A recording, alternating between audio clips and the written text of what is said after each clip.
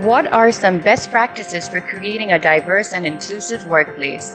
And how do you measure progress in this area? In our journey towards creating a diverse and inclusive workplace, we have established a number of best practices.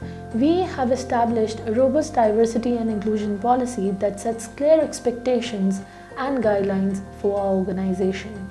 This policy ensures equal opportunities for all and promotes a healthy and happy environment. To measure progress in this area, we use a variety of metrics. We track the diversity demographics of our workforce, including gender, ethnicity, and age, to identify any imbalances and take corrective actions.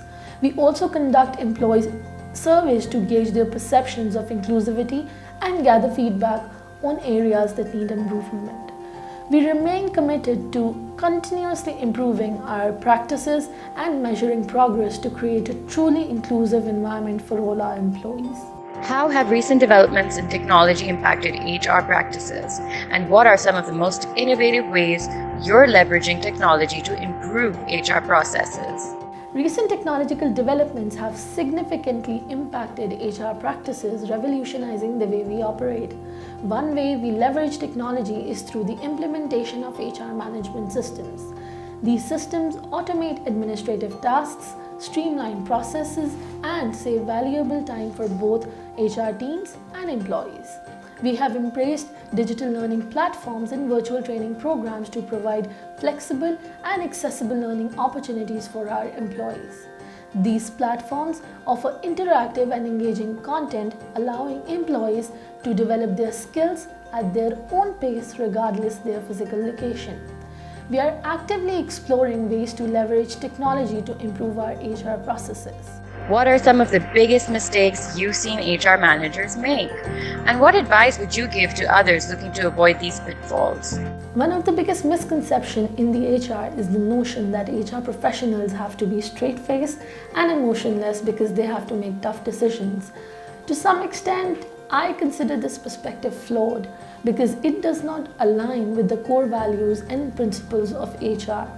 While HR is responsible for handling challenging situations and making difficult choices, it is essential to create an approach where we are empathetic, highly professional, and very much respectful towards the employees or the individuals.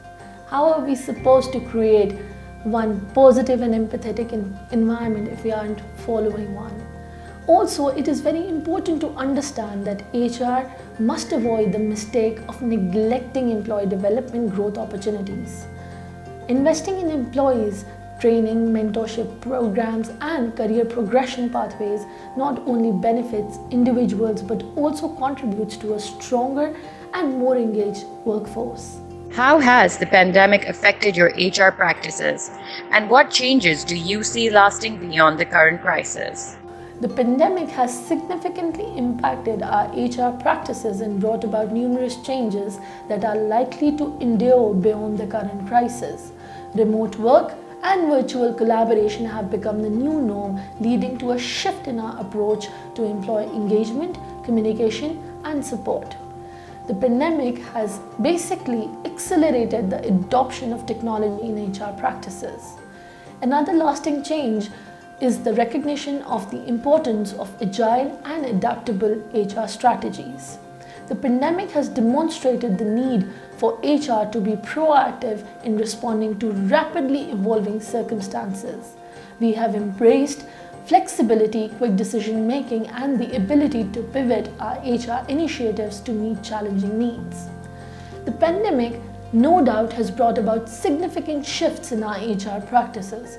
Remote work, employee well-being, technology adoption, agility, crisis management have emerged as key areas of focus. These challenges are likely to have a long-lasting impact, shaping the future of HR beyond the current crisis.